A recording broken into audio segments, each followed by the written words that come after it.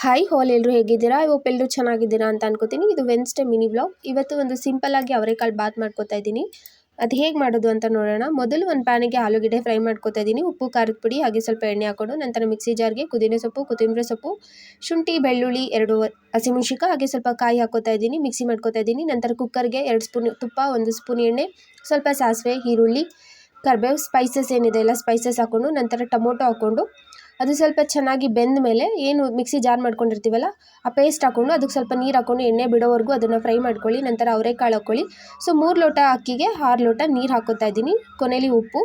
So ನೀರು ಕುದಿ ಬಂದಮೇಲೆ ಅಕ್ಕಿ ನೆನೆಸಿಟ್ಕೊಂಡಿರಿ ಒಂದು 5 ನಿಮಿಷ. ಸೋನಾ ಮೊಸರು ಬಾಸುಮತಿ ಅಕ್ಕಿ ಆಗಿದ್ದರೆ ನೆನೆಸಿಟ್ಕೊಳ್ಳಿ.